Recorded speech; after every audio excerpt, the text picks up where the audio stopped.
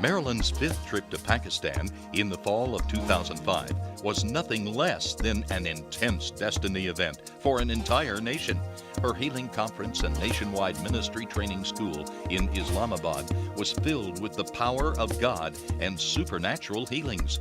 Overflow crowds attended every meeting. Instantaneous miracles happened in every service. Thousands received Christ. Bridges of friendship were built with Muslim clerics, and strong ties were formed with the Catholic community in the area. The ministry training school was held in the Jeddah Convention Center, which holds the distinction of being the site for a recent Pakistan-India summit. During the 4-day ministry training school, Marilyn taught on the healing power of Jesus and how to heal the sick. Now pray with me. Say, Father, in the name of Jesus, I send the word into this back. There were at least 100 testimonies of healings and miracles during one session alone. One man who was healed from constant back pain for 2 years couldn't stop jumping up and down with joy. A woman was healed with a 5-year battle with back pain. Another man was free from shoulder pain he had endured for over a year. When Marilyn invited people to receive the baptism of the Holy Spirit, 1,500 pastors and Christian leaders from diverse denominations responded. So what are we going to do this morning? We are going to ask.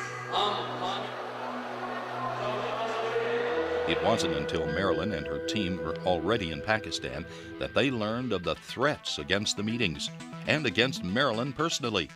A terrorist cell of suicide bombers in Pakistan was uncovered, whose sole objective was to disrupt the meetings and to assassinate Marilyn. For these reasons, the invitation to hold the crusade at the cricket stadium was withdrawn. Police protection was increased everywhere Marilyn went.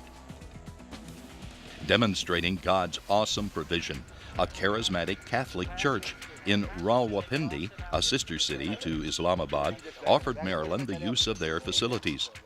20,000 people showed up the first night. The second night of the healing meeting drew even bigger crowds. After Marilyn taught, she gave an altar call for people to receive Jesus Christ as Lord. Then she prayed for the sick, and miracles were as abundant as the salvations. An auto mechanic injured when a car fell on him was healed of back pain.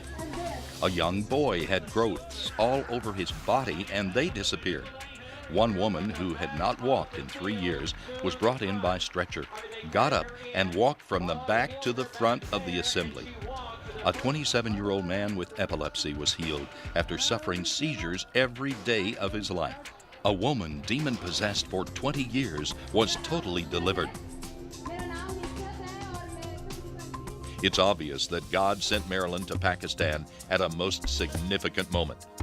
The spiritual implications and impact of her visit altered the eternal destiny of thousands.